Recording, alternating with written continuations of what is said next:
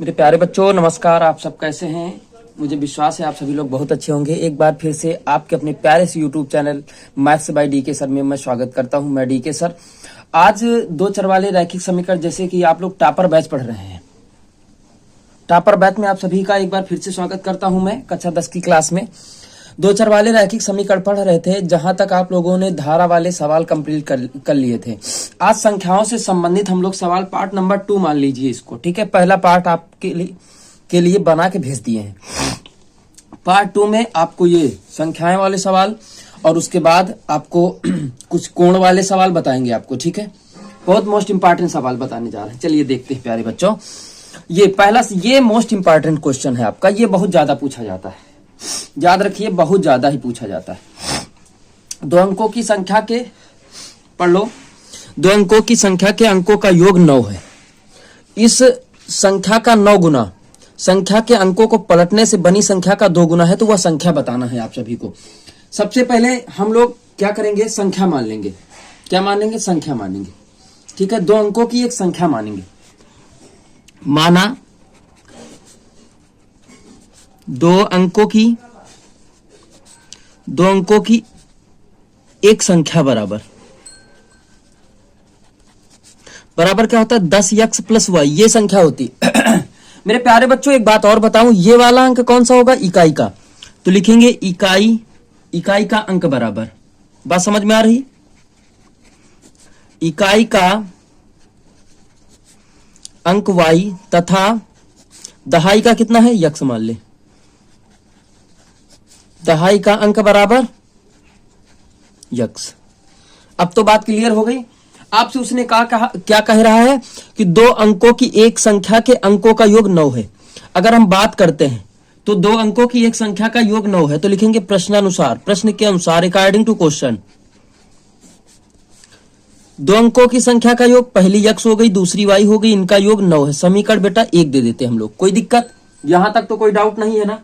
अब देखो क्या कह रहा है कि इस संख्या का 9 गुना, किस संख्या का 9 गुना, यानी जो आपने अभीष्ट संख्या मानी है, इस संख्या का 9 गुना, यहां y लिखो, सॉरी, इस संख्या का 9 गुना कितना हो गया? 9 गुना। गुना का मतलब गुणा करना। संख्या के अंकों को पलटने से, अब देखो, तो यहां 10 यक्स था तो y करेंगे प्लस यक्स, केवल अंक पलट रहे हैं। बस क्या पलट रहे हैं? अंक पलट रहे हैं, ठीक है। कह रहा संख्या के अंकों को पलटने से बनी संख्या का 2 गुना, यानी जो संख्या प्राप्त हुई इसका 2 गुना के बराबर है। बात यही तो कहा कि नहीं कहा? इस संख्या के 9 गुना संख्या के अंकों को पलटने से बनी संख्या का 2 गुना हो जाता है। संख्या बताओ। चलिए करिए 1 मिनट। अब इसको बराबर करो। 90x + 9y बराबर 20y + 2x। सबको एक तरफ ले लो भैया, एक तरफ ले लो यार। ले लेंगे हम लोग y को उधर ले जाओ, 2x को इधर ले आओ, तो माइनस का आएगा, और 20y माइनस का 9y, यहां से बच जाएगा कितना? 11y। यहां से 88x बचेगा।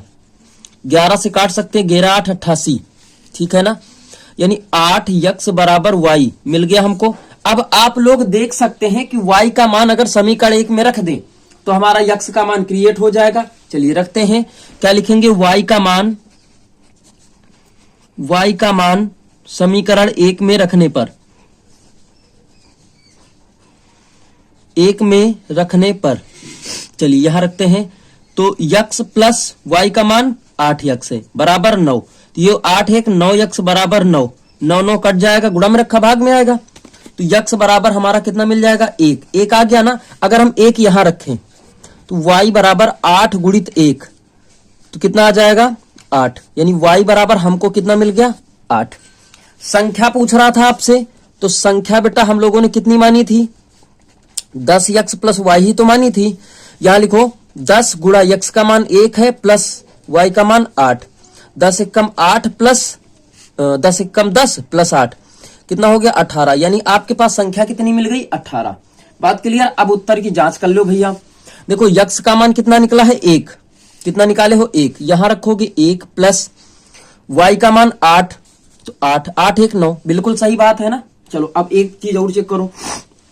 यहां रखोगे कितना? 1, तो 10 हो गया, यहां रखोगे 8, 10 8 18, 18 नैया कितना होता है 162 या 162 होता है ना। अब इधर भी 162 आना चाहिए, रखो 10, इसका मान 8 है ना, 80 हो गया, 80 हो गया। इधर कितना रखोगे 1, 80 1 81, 81 दूना 162। देखो सही है कि नहीं सही है, बताओ बात सही है ना, बात समझ में आ गई। इस सवाल को नोट कर लो, ये सवाल बहुत ज्यादा पूछा जाता है प्यारे बच्चों, फटाक से नोट करें। चल रहे हैं अगले क्वेश्चन की ओर हम लोग, ठीक है। इस सवाल को पढ़े भैया। कह रहा कि एक पुस्तक विक्रेता ने अपनी पुस्तक 24 रुपए में बेच दी, बेचा हुआ मूल्य आपका विक्रय मूल्य कहलाता है। यानी हमको दिया क्या है विक्रय मूल्य, क्या दिया है विक्रय मूल्य बराबर 24 रुपया दिया है। बेचकर उतने ही प्रतिशत लाभ का उठाता है जितने की वह पुस्तक को खरीदता है। वह पुस्तक का क्रय मूल्य बताओ। हम लोग मान ले पुस्तक का क्रय मूल्य, पुस्तक का क्रय मूल्य बराबर x रुपया मान लिया जाए। अच्छा लाभ बराबर क्या होता है, लाभ बराबर होता है विक्रय मूल्य माइनस क्रय मूल्य, यानी selling price minus cost price, यही होता है ना।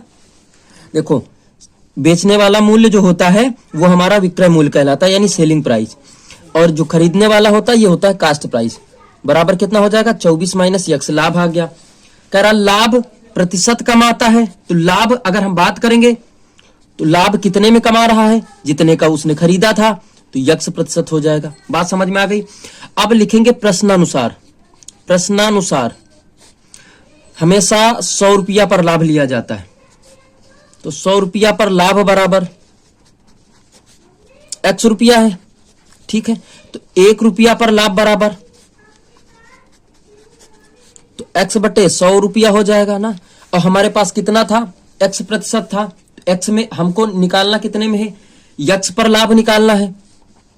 तो x पर लाभ बराबर, x पर तो खरीदा था, इसी पर तो लाभ ले रहा है, तो x बटे 100 इंटू x बराबर कितना हो जाएगा x स्क्वायर बटे 100। अब देखो ये भी लाभ है और ये भी लाभ है, ये वाला दोनों को बराबर कर देंगे, दोनों को बराबर कर देंगे। x स्क्वायर बटे 100 बराबर हो जाएगा 24 माइनस x, तिरछा गुणा कर लेते हैं भैया। तो x स्क्वायर अगर इसको इससे गुणा करेंगे तो हो जाएगा 2400 माइनस का 100x, इधर ले आओ। तो x स्क्वायर प्लस का 100x माइनस का 2400 बराबर 0, ठीक। अब अगर इसके फैक्टर करेंगे तो फैक्टर भी हो जाएंगे, इसके फैक्टर करेंगे तो कितना आता है 120 और हाँ 20 कर लो ना यार, 100 नहीं होगा 20 करो भैया, 20, ठीक है। x माइनस 2400 बराबर 0। देखो 2400 के अगर फैक्टर करते हैं तो कितना मिलेगा 120 गुणा 20, बार दो नहीं या 24, ठीक है। प्लस के 100 लाना तो बड़ी वाली प्लस छोटी वाली माइनस कर दो भैया। चलो यहां से कॉमन ले लेते हैं, तो x प्लस 120 ये तो होगा ही नहीं, माइनस x प्लस 120, एक बार इनको ले लो, कॉमन मिल रहा है ना दोनों में, x माइनस 20 बराबर 0। अब ये तो खत्म हो जाएगा, इसी को ले लो। तो यहां से देखते हैं, तो x माइनस 20 बराबर 0, तो x बराबर 20, यानी हमारा विक्रय मूल्य कितना रुपया आ गया, क्रय मूल्य 20 रुपया आ गया पुस्तक का, यही हमसे पूछ रहा था। अच्छा अब इसका एक सार्टिक होता है कंपटीशन में जो हम लोग लागू करते हैं, ठीक है।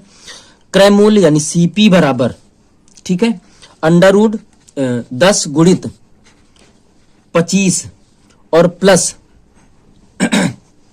समझिएगा SP और माइनस का 50। या हम लोग इसको ऐसे भी निकालते, बेची का 100 करो और देव 50 का वर्ग मिला है ताकि वर्गमूल में देव 50 घटाए, ठीक है।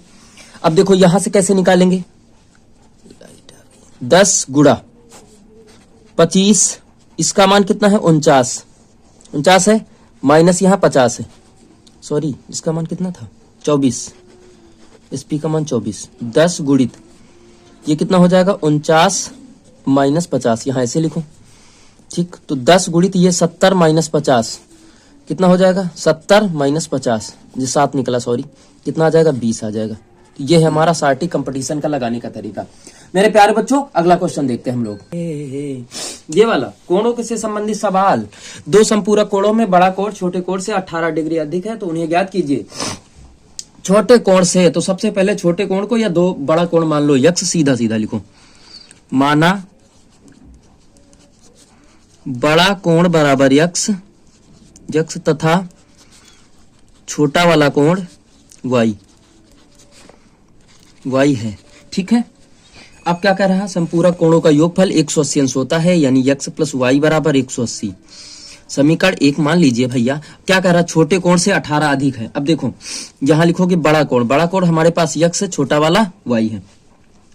बड़ा वाला कोण छोटे कोण से 18 अधिक है, तो 18 इसमें जोड़ो, छोटे वाले में। बड़ा अधिक है ना, छोटा वाला छोटा ही है, अगर हम इसमें जोड़ देंगे तो ये 36 अधिक हो जाएगा, इसलिए इतना। यक्स का मान समीकरण इसको 2 दे दो, यक्स का मान समीकरण 1 में रखो, यानी वाई प्लस 18 प्लस का वाई बराबर 180। ये वाला यक्स का मान रखा, वाई 2y बराबर 180 माइनस 18। ठीक है, 2 को गुणा में रखा, भाग में लेके आओ, घटा लो पिटा लो, सब कुछ कर लो। y बराबर 162/2 कितना आ जाएगा, 81। y बराबर 81 आ जाएगा भैया, इसका मान यहां रख दो। तो x बराबर 81 धन 18, x बराबर कितना हो जाएगा, 99 ये आ जाएगा दोनों कोण। अब दोनों को जोड़ के देख लो, 180 आना चाहिए, आ रहा है। बात क्लियर हो गई, कोई दिक्कत? अब एक सवाल और कोण के बारे में चलते हैं हम लोग। ये महत्वपूर्ण सवाल है, जो कि बहुत ही महत्वपूर्ण सवाल है, हमने इसीलिए आपके लिए लिखा है। ठीक है ना, मैंने इसीलिए आपके लिए लिख दिया है। और कुछ सवाल है जो आपको मिल जाएंगे, उनको लगाना है। ठीक है, चलिए ये सवाल देखो। आप सभी को पता है कि कोण ए प्लस कोण बी प्लस कोण सी बराबर 180 अंश होता है, अगर त्रिभुज की बात करता है तो, सबको पता है। अगर हम आपसे बात करें बात, अगर हम कहें कि ए बी सी बराबर निकाल लो, कोण ए प्लस कोण बी बराबर 180 माइनस कोण सी चला जाता है ना, ये कंडीशन दी है। तो कोण सी बराबर 3, कोण बी बराबर 2, ब्रैकेट में कोण ए प्लस कोण बी, यही लिखा है। एक बात बताओ, कोण सी बराबर अगर हम लोग लिखें कि 2 कोण ए प्लस कोण बी, तो कोण सी बराबर 2, इसकी जगह पे कितना लिख सकते हैं, 180 माइनस कोण सी। बात क्लियर? तो कोण सी बराबर ये हो जाएगा 360 माइनस 2 कोण सी। इधर ले आओ तो 2 1 3 हो जाएंगे, इधर लेके आओ पहले फिर बताएं। तो 3 कोण सी बराबर 360। ठीक, घटा दो, 3 गुणा में रखा, भाग में ले जाओ, तो 360/3 घटा दो, कितना आया, 120। कोण सी बराबर 120। बात क्लियर हो गई, 120 निकाला है। अब बात को यहां से समझो छोटी सी, ये इसके भी तो बराबर है, इसके भी बराबर था, मैं निकल लिया। कोण सी बराबर 3 कोण बी लिख सकते हैं हम लोग, लिख सकते हैं ना। 120 इसकी जगह पे रखेंगे, 3 गुणा में है, भाग में ले जाओ, 3 चौका 12, 40। कोण बी बराबर कितना आ गया, 40। अब देखो 2 के मान मिल गया, तीसरे के मान फटाक से निकाल लो ना, क्या दिक्कत है। चलिए यहां से रखते हैं ना सीधा सीधा, कोण ए प्लस कोण बी प्लस कोण सी बराबर 180 होता है। कोण ए का मान निकालना है, इसका मान 40 प्लस 120 बराबर 180 होता है बेटा। कोण ए प्लस 160 हो जाएगा बराबर 180। पक्षांतर कर दो मेरे प्यारे बच्चों, प्लस का है माइनस का जाएगा। कोण ए बराबर 180 में 160 को घटा लीजिए, कितना आया, 20। अब जोड़ो, 120 40 60 20 80, यानी 180 आ रहा। आपका उत्तर सही है मेरे प्यारे बच्चों। बात समझ में आ गई ना, कोई दिक्कत? अब सुन हो, कल भी मैंने ऐसे क्वेश्चन बहुत सारे करवाए थे और आज भी करवा दिए हैं आपके लिए। और हाँ, जो क्वेश्चन बचे हुए हैं उनको मैं कराने का प्रयास करूंगा। ठीक है, कराने का प्रयास करूंगा आपके सामने। और हाँ, कुछ क्वेश्चन आपके डिस्क्रिप्शन में आपको दे देंगे, वहां से आप लोग लगा सकते हो, कोई दिक्कत वाली बात नहीं है। ठीक है, बात समझ में आ रही ना। जैसे कोई ना कोई क्वेश्चन मिल जाता है, देखो हम बता रहे हैं, 1 मिनट, चलिए यही देख लेते हैं, छोटी सी जगह यही देख लेते हैं। यहाँ से इसका बताया था मैंने, लगा लेना आप लोग, पिछली वीडियो में बताया है। ठीक है, जैसे उसने कहा कि एक सवाल मिला कि 5 पेंसिल तथा 7 कलमों का मूल्य 50 रुपया है। जहां से सुनो, 5 पेंसिल 7 कलम बराबर 50 रुपया। ठीक है, दूसरी शर्त क्या कहता है कि 7 पेंसिल है, पेंसिल प्लस 5 कलम है, कलम कितने रुपए में दे रहा है? 46 रुपए में। आपसे कह रहा है कि एक कलम एक पेंसिल का मूल्य बताओ। हम लोग सीधा सीधा लगाएंगे। इसका मान लो एक पेंसिल का मूल्य बराबर x रुपया मान लो बेटा, और एक कलम का मूल्य बराबर बेटा y रुपया मान लो। कितना मान लो? y रुपया मान लो। तो एक पेंसिल का x है तो 5 पेंसिल का 5x हो जाएगा, प्लस एक कलम का y रुपया है तो 7y हो जाएगा बराबर 50। इसका 7x हो जाएगा प्लस 5y बराबर 46। समीकरण 1 इसको दे दो, समीकरण 1 इसको दे दो, भैया लगा लो। समीकरण 2 ये हो गया। समीकरण 1 और समीकरण 2 को आप हल कर पाएंगे कि नहीं कर पाएंगे? अगर प्यारे बच्चों कर लेते हो तो बहुत अच्छी बात, और निकाल के बताना, कमेंट करना प्यारे बच्चों, ठीक है ना। आज का ये जो चैप्टर है आपका, ये आपको हमने समाप्त करके बता दिया है, 2 चर वाले रैखिक समीकरण। जो अगला टॉपिक आपको मिलेगा वो मिलेगा द्विघात समीकरण, ठीक है। दो घात समीकरण के बारे में हम लोग चर्चा करेंगे। और हाँ, इसको और इसके जो ऑब्जेक्टिव क्वेश्चन है भैया, वो आपको अगली क्लास में मिलेंगे।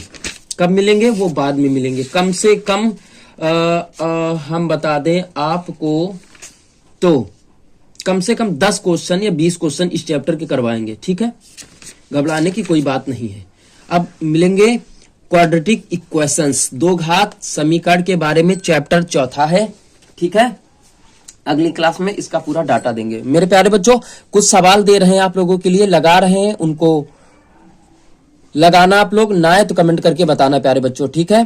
कुछ सवाल आपके लिए हम भेज रहे हैं प्यारे बच्चों। अगर मेरे चैनल पे नए हैं तो मेरे चैनल को सब्सक्राइब करो, घंटी ऑन करो, और ज्यादा से ज्यादा शेयर करो, कमेंट करो, लाइक करो, और अपने दोस्तों को बता दो कि डीके सर एक बार फिर से टॉपर बैच 2025 के लिए, जो आपकी 24 तारीख से परीक्षा होनी है, 24 फरवरी से, उसके लिए हम आपको टॉपर बना के ही छोड़ेंगे प्यारे बच्चों। मेरा सपोर्ट करो, ठीक है। बस आपके सपोर्ट की जरूरत है मुझे प्यारे बच्चों, ज्यादा से ज्यादा शेयर करो। That's all. थैंक यू मेरे प्यारे बच्चों।